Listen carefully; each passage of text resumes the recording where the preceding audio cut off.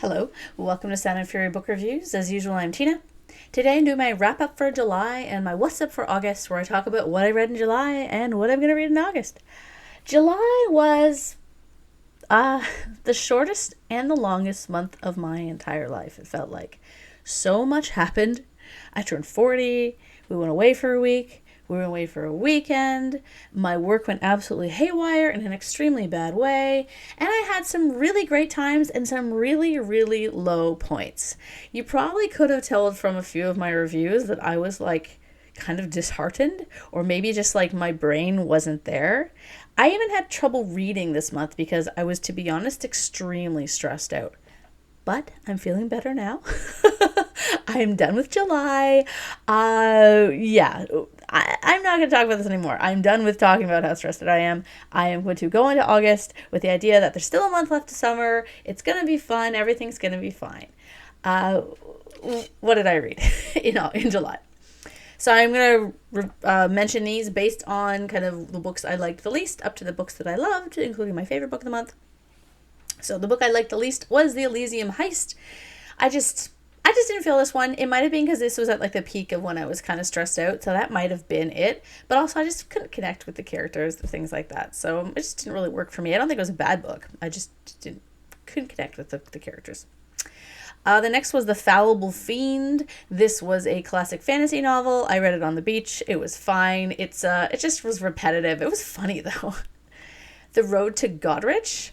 This is a Canadian historical fiction. It's decent. I enjoyed it. I liked it while I was reading it, but afterward I kind of had a lot of like hums and haws about it, being like, and the writing was a bit kind of very passive. I don't know. It could have been a bit better. Whiskey and Warfare. I really enjoyed this. I thought it was great. A bunch of women in their late middle age, or pre-retirement age. That's what I said. Women in their pre-retirement age, coming back together to be mercenaries. It's a badass, and it's a kind of fun, like just space opera. Some Desperate Glory. The live show is back on, it was going to be on the 2nd. So depending on when I post this video, if I post it on the Friday, I don't think I will, because I'm pretty sure I'm going to be late posting another book that I'm going to squeeze in there. And the book is The Fallible Fiend. I probably will end up posting this on like Tuesday or Monday, I guess. So the live show would have already went on. What am I talking about? Some Desperate Glory. Okay. I enjoyed it. Had some problems. I might do a dedicated review in August. I'm not sure yet. Depends how much time I have because I'm going away. Maybe I'll film it and have it set up for when I'm away. Maybe I'll do that. Anyway, Tio's Darumi. This is a sequel to Ocean's Gadori. This was good. I really enjoyed it. It had a really cool kind of premise. The characters were fun. It had some great, two great romances. The action was snappy. It just took a little bit to get going. Covenant of Ice. Fantastic end to a great trilogy. I can't say it enough. Read The Mountain Crown. It's a fantastic book, and you'll probably end up wanting to read the other two in the trilogy as well. Novella, very great kind of fantasy world building. Awesome. Automatic Noodle. Now this one and the next one I think are kind of tied for kind of my favorite books of the month, because I don't really have a book that I really loved this month. Again, it might have been because of my mentality. I couldn't love anything this month, even myself. I was struggling. Anyway, Automatic Noodle, a fun story about robots trying to open a business.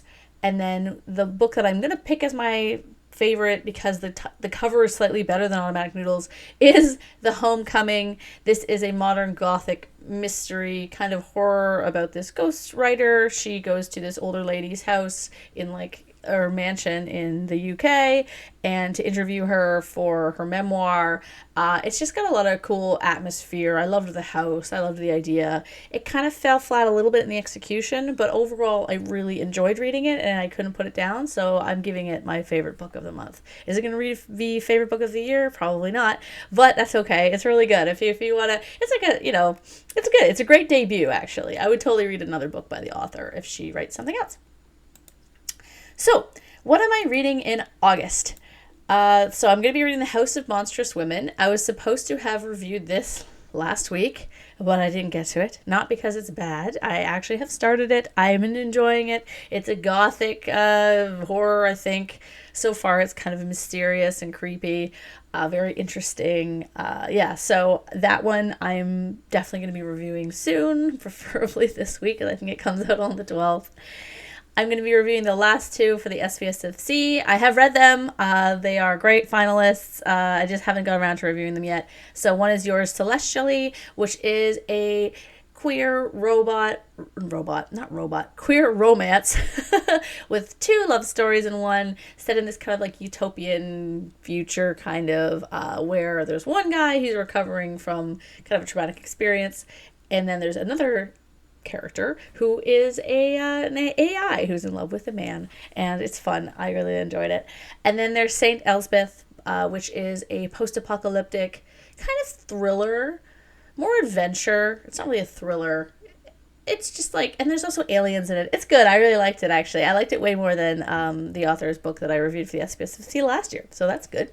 So those two reviews will be coming up shortly. Now, there's one called the Bone Raiders, which has something to do with women and dragons or lizards or something like that. I'm probably going to have to push this out. I was kind of uploading the files to my Kindle or making sure that they were downloaded so they didn't archive. And I realized that this one is quite long. And I was like, oh, it doesn't say it's that long on NetGalley. So I might end up having to push this out, like maybe read it when I have time later and just do the review late. I don't know. I'll see, okay? I'm going to try to get to this one because I'm going away, and I want to bring physical books with me because they're easier to read when you're away, because you don't have to worry about the battery in your device running out. And this is Green. This is a poetry collection. I'm assuming it has to do with the environment. There's some really interesting, like, photos in the book, like pictures in the book too. So, yeah, this is going to be another poetry review. Yeah, at some point this month. I'm also listening to on audiobook The Island of Lost Things. This book comes out at the end of the month, so I'm going to try to review it before then. It's about a woman zookeeper living on kind of Alcatraz Island, which has been converted into a zoo in the future, and I don't really know what else the book's about. But I have started. I'm about, I think, 15% in, and I'm really enjoying it. It's really interesting. I have an indie author who reached out to me asking me to review his book Lich Before Darkness. I can't remember what this is about. I think it's some kind of like a comedy. I think it's short too, so I'm going to try to get to that one on time as I promised. It sounds fun. And then there's two more that I'm going to try to get to. I don't know because, again, I'm like so busy. So the first is They Fear Not Men in the Woods. I think this is a horror book. Does it have something to do with that whole do you pick the bear or the man meme going around? I don't know. Probably not. This is probably written way before that. But I think it's a horror book. And then The Unbreakable World, which is by Ren Hutchings. And this is kind of like a heisty kind of book. There's a lot of heists this year. Is it because we're sick of billionaires and we want to steal money from them? Maybe. Yeah, so I'm really looking forward to that one because I think their other book... What the heck is it called? It's on my favorite shelf. Where did it go?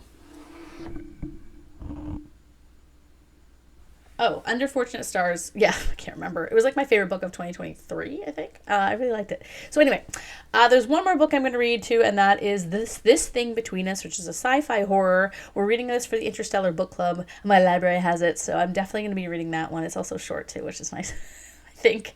I hope. I need to get back on track. I'm also going to try to get to a classic sci-fi because I read a classic fantasy this month by mistake. So I've got two here. I went to my sister's. Took me out for my 40th birthday, like 3 weeks late. And they took me down to Toronto. We went to Little Ghost Bookstore, which is a great horror-themed bookstore. And so I bought, because I love it, Where I End. Yeah, this book is awesome. I reviewed this last year. It was one of my favorite books of last year. I really enjoyed it. It's messed up. So yeah, this is a fantastic book. I bought that. Support indie bookstores. And I bought some Goosebump books for my kids because Goosebumps are the best. And I am so sad that I didn't keep like the 50 Goosebump books that I had as a child. But I mean, you can't hoard everything. Anyway, so then we also went to some other used bookstores and we did karaoke. And believe me, I literally felt like I had strep throat for like 3 days because too much singing. I also went to a bar and like another bar, a burlesque show. That was so much fun. It wasn't a show, it was just a lady dancing and I put money in her underwear. Anyway, so I have these two that I'm going to choose from that I got from used bookstores down in Toronto. Who knows, I might change my mind and read something else entirely, but I've got The Radio Planet, which looks amazing because I don't know, Giant Bucks, whatever. And then The Fabulous Riverboat, because I like riverboats and I like sci-fi. Also, this book the cover reminds me of Polymath. Is this the same? Is this the same company that made Polymath? I'm gonna look right now.